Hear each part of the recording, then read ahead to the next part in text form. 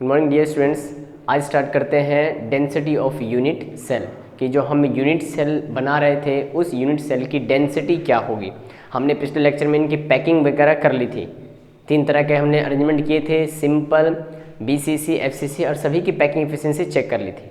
अब देखते हैं उनकी डेंसिटी क्या होगी। तो डेंसिटी ऑफ यूनिट सेल, चलिए आपने जनरली पढ़ा है बाबू, आपने पढ़ा है बचपन में कि डेंसिटी इज इक्वल टू होता है मास बाई वॉल्यूम। ये आपने पढ़ा है, density is equal to mass by volume. अब क्वेश्चन उठता है डेंसिटी किसका, हम यहाँ डेंसिटी कैलकुलेट कर रहे हैं यूनिट सेल का।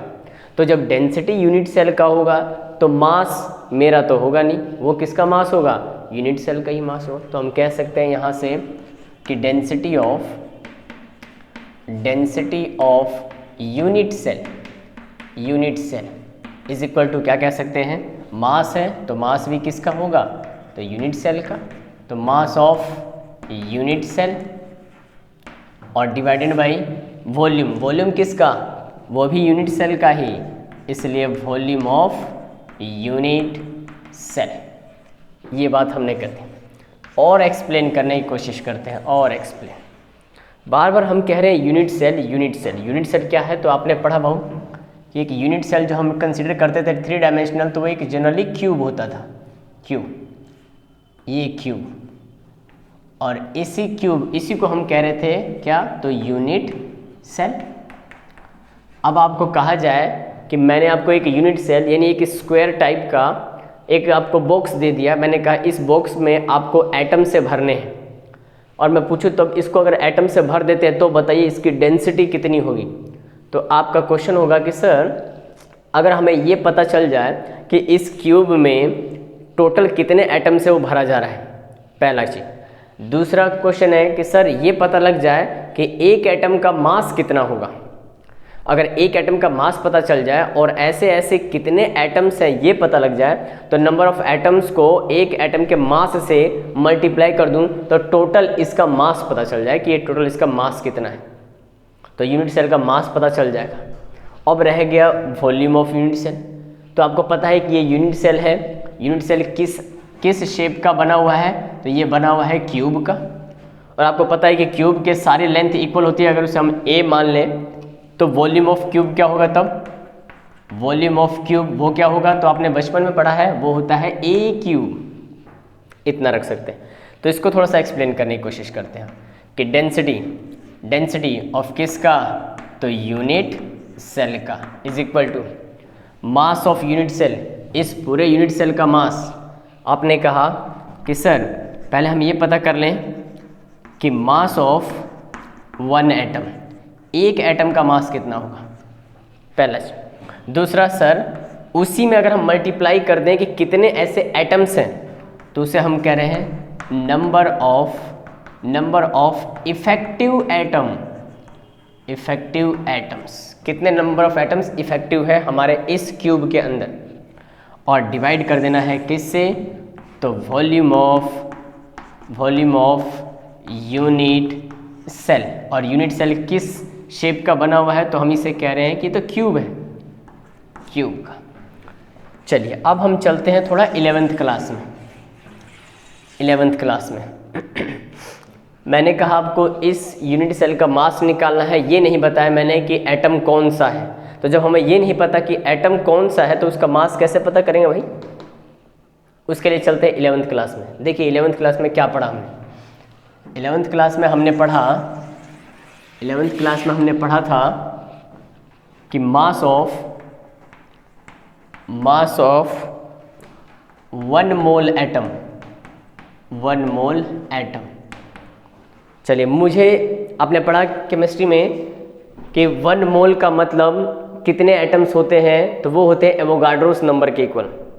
और एवोगाड्रोस नंबर किसे कहते हैं, तो इससे हमने कहा एवोगाड्रो नंबर Na वो इक्वल होता है 6.022 इंटू 10⁻23। इसका मतलब कह रहे हैं कि मास ऑफ 1 मोल, और 1 मोल का मतलब दैट इज 1 मोल का मतलब कितने एटम्स, तो 6.022 इंटू 10⁻23 इतने एटम्स। चलिए मुझे ये नहीं पता एटम कौन सा है, मैंने मान लिया कि 1 मोल एटम का जो मास होगा कितना होगा, तो मास को हमने माना कैपिटल M। और आपने पढ़ा जब जब मोल आता है तो वेट किस में कंसीडर होता है, तो ग्राम में कंसीडर होता है, तो हमने लगा दिया फीमर। अगर एक एटम का मास कहता तो उसके लिए हम यूनिट लगाते क्या, AMU। लेकिन 1 मोल एटम का मास कहेगा तो उसका मास किस में कन्वर्ट कर देंगे, ग्राम में। तो हमने मान लिया कि जो एटम है उसका मोलिकुलर मास कितना है, M, और 1 मोल है तो 1 मोल के लिए यूनिट क्या लगा दिया, ग्राम। और 1 मोल का मतलब कितने एटम्स, यानी इतने एटम्स का जो मास है वो कितना आ गया, M ग्राम। तो हमें तो इतने एटम का मास नहीं चाहिए, हमें चाहिए एक एटम का मास, ये रहा मास ऑफ 1 एटम। तो हम कह सकते हैं यहाँ पे कि मास ऑफ 1 एटम, बोलिए एक एटम का मास, इतने एटम का मास इतना ग्राम, एक एटम का मास 1m/6 इसी नंबर को हम कह रहे हैं एवोगाड्रो नंबर, तो हमने रख दिया Na और इसको किस में कन्वर्ट कर दिया, ग्राम। ये आ गया। अब हमें इस 1 एटम के जो मास है इस मास को यहाँ पुट कर देना है। चलिए भाई हम देखते हैं ऐसे, इसको अब नोटिफिकेशन में चेंज करते हैं। डेंसिटी के लिए हमने लगाया D is equal to mass of 1 atom, एक एटम का मास कितना, m/Na ग्राम, हमने रख दिया कैपिटल M अपॉन में Na यानी Avogadro number, into number of effective atom, इसको रिप्रेजेंट करते हैं किससे, Z से, ये आपने प्रीवियस लेक्चर में पढ़ा है। नीचे है वॉल्यूम ऑफ यूनिट सेल, और यूनिट सेल किसका बना हुआ है, क्यूब का, तो क्यूब का वॉल्यूम क्या होता है, ये भी बचपन में पढ़ा है, A³। आ गया हमारे पास डेंसिटी का फॉर्मूला, और ये जो आया किसमें, तो ये रहा डेंसिटी का फॉर्मूला। वेयर हम ये क्या कह सकते हैं,